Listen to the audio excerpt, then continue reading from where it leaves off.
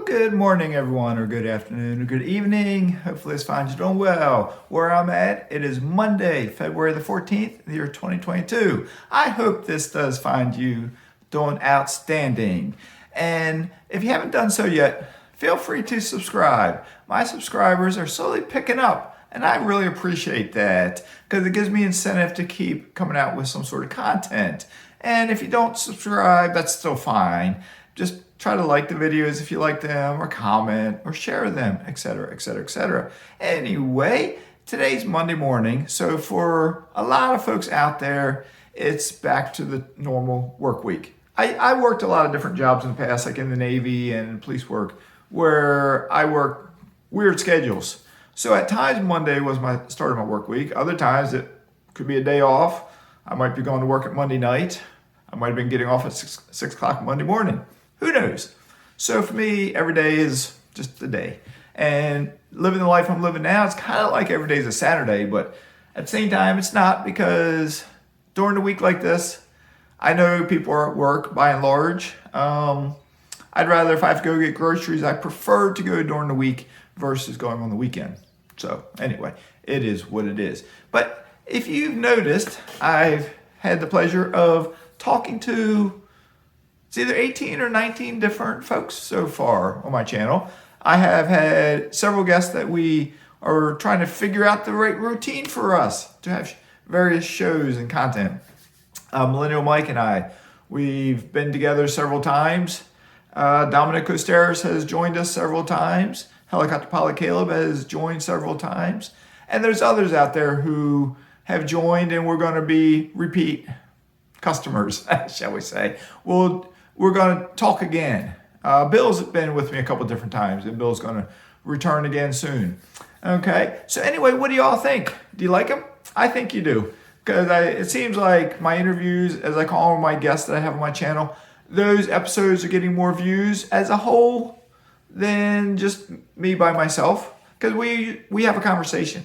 Right now, I'm just having a conversation with the camera, and hopefully, it's hard to get feedback when you're talking to a camera. That's where comments come into play. So anyway, but from listening to my various guests that I've had so far, there's kind of been a common theme, I do believe. And it's that for a lot of investors who have made it to being somewhat financially independent, for a lot of them, as they were growing up, they were not wealthy. They were not even perhaps middle class. I mean, some of them were, very poor as children. Some of them were not poor, but yet they didn't always know where the next meal was coming from, perhaps, or something like that. And I think Dion said this the other day, is that sometimes when you grow up that way, you have a stronger desire to succeed. When you grow up and your mom or dad are very successful, and you're just growing up exposed to that, you're held to a higher bar, but you might not have that. It's not a big deal when you do it. And if you don't meet it, you feel let down. Where if you grow up and you're kind of poor and you get to do a little better, it's like you're being successful.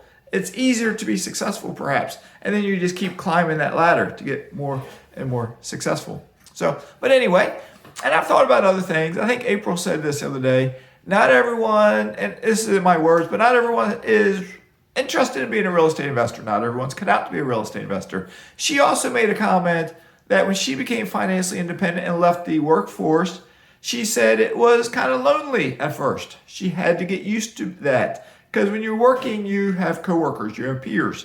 Even if you don't get along with them, you're around them a lot. So when you retire and you go back to being by yourself, it's a change.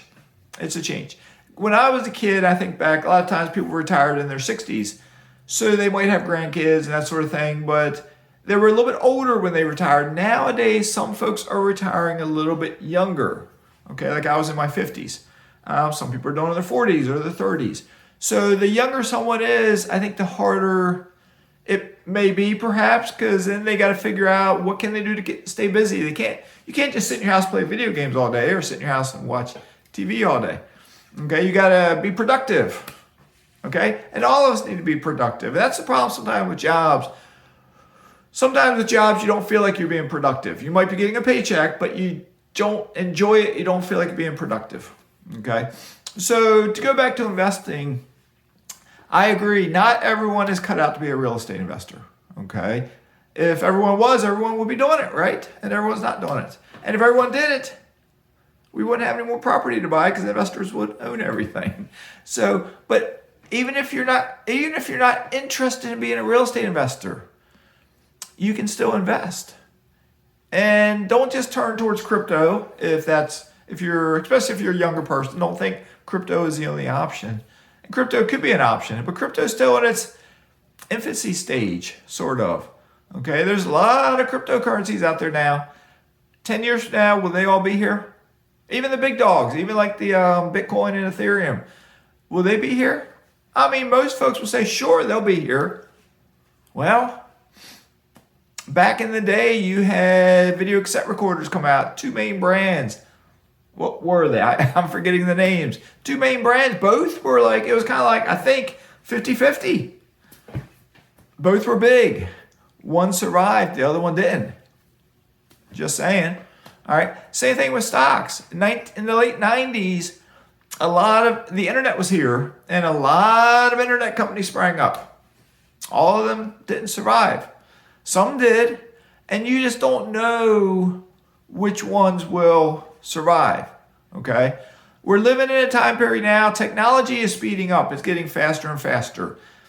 You know, it used to be with chips, the capacity of a chip would double in 18 months, I think. And back in the day, that was big, but it's like it's speeding up, and you got technology, you got artificial intelligence, you have artificial reality, you have robotics, you have different forms of technology, and they're merging together. Okay? Look at your local fast food restaurant when you have kiosks where you might go in and you order yourself. And you pay right there, so you're eliminating the cashier, right? So technology, it's evolving, things are changing. And if you work in a factory, odds are if you've been there for any period of time, you've seen the amount of employees perhaps get reduced because robotics are doing some of the jobs. Maybe you've seen the employees grow because maybe the factory has expanded, but robotics are doing some of the jobs that humans used to do. So anyway, all right, so with that being said, no matter who you are, you need to really start thinking about investing. All right. We can't count on the government to take care of us. You can't count on Social Security being there when you're of age to get it. Yes, I do think it'll be around for a while, but it may get cut. So you can't count on it. So even if you don't want to invest in real estate, think about it. Think about what you can do to improve your future. All right. The easy thing to do, because a lot of folks live paycheck to paycheck. Like a lot of folks, percentage-wise, 70%, 80%, 75%, it's a lot of people live paycheck to paycheck. All right, so you got to figure it out. You got to figure it out how when you get a paycheck, you can't spend it all. You got to hold something back. All right, and when you hold it back, you don't just throw it into crypto or throw it into stocks. First, you got to save up a little bit. All right, you got to put it into savings. I know banks don't pay much, but interest rates are ticking up, so they might start paying just a tad bit more, but you're going to lose to inflation. But you still need to save up that, especially if you do want to get into real estate, you have to save up that down payment. If you don't want to get into real estate, you still need to save something up. Get a couple $1,000s, okay? Even if you want to start in stocks or start in crypto, get several $1,000s because things happen. Emergencies happen. You might get a flat tire. Your furnace might die in your house. You might need a roof, whatever. Things happen. You might need a pair of shoes, and shoes are $100 or so things happen. So save up some cash. Don't put all your cash into your investment. All right, keep some, there's different words you can use. Keep some dry powder on the sidelines. Keep some reserves on the sidelines. All right, always keep something on the sidelines. Keep it in something safe. All right, so you can have access to it.